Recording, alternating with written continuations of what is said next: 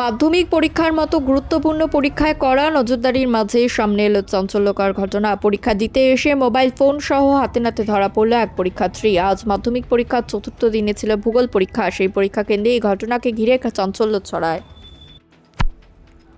ঘটনাটি ঘটেছে দিনহাটা ২ নম্বর ব্লকের অন্তর্গত একটি পরীক্ষা কেন্দ্রে। পরীক্ষা চলাকালীন এক পরীক্ষার্থীর আচরণের সন্দেহ হয় ইনভিজিলেটরদের। সন্দেহ হয় ওই পরীক্ষার্থীর ওপর বিশেষ নজর রাখা হয়। কিছুক্ষণ পর পরীক্ষার্থীটি বাথরুমে যাওয়ার অনুমতি চাইলে নিয়ম মেনেই তার পেছন পেছন যান ইনভিজিলেটররা। এরপরই ঘটে আসল ঘটনা। বাথরুমের কাছে পৌঁছানোর পর ইনভিজিলেটরদের উপস্থিতি টের পেয়ে ওই পরীক্ষার্থী দ্রুত তার সঙ্গে থাকা মোবাইল ফোনটি বাথরুমের পেছনের দিকে ফেলে দেয় বলে অভিযোগ।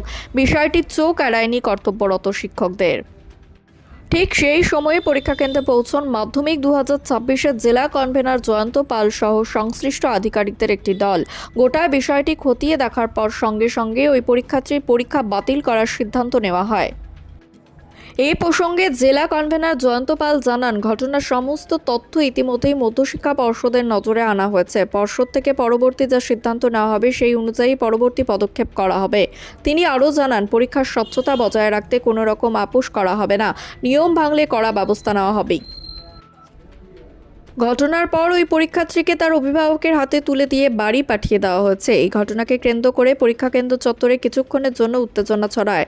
উল্লেখ্য, মাধ্যমিক পরীক্ষায় মোবাইল ফোন সম্পূর্ণ নিষিদ্ধ। তবুও বারবার এই ধরনের ঘটনা সামনে আসায় প্রশ্ন উঠেছে নজরদারি এবং পরীক্ষার্থীদের সচেতনতা নিয়ে। সব মিলিয়ে মাধ্যমিক পরীক্ষার মতো গুরুত্বপূর্ণ পরীক্ষায় শৃঙ্খলা রক্ষায় প্রশাসনের কঠোর অবস্থান আবারও স্পষ্ট হলো। এক পরীক্ষার্থী মোবাইল সহ ধরা পড়েছে, কি বলবেন? এগুলি অনভিপ্রেত মধ্যশিক্ষা পর্ষদ থেকে বারে বারে ছাত্রছাত্রীদের জানানো হয়। স্কুলে দেখুন, এই যে এখানেই রয়েছে একটা ব্যানারে লেখা আছে যে মোবাইল ফোন নিয়ে যাওয়া যাবে না, আনুষঙ্গিক কী নেওয়া যাবে না। তা সত্ত্বেও ওরা নিয়ে এসছে। আজকে ইনভিজিলেটরের হাতে ধরা পড়েছে। ওর যা কিছু ব্যবস্থা হয়, কি হবে, ওর বিরুদ্ধে কি ব্যবস্থা নেওয়া হবে কি না, সেটা মধ্যশিক্ষা বোর্ড থেকে সিদ্ধান্ত নেওয়া হবে। আর ওর পরীক্ষা এই বছরের মতো ক্যান্সেল। কি শাস্তি হতে পারে বলে মনে হয় আপনার?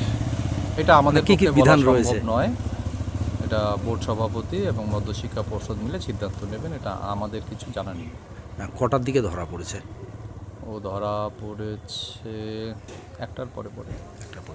মোবাইল থেকে সেই ছবি কি কোনোখানে পাবলিশ হয়েছে? এই ধরনের কিছু প্রমাণ না পাবলিশ হয়নি। না।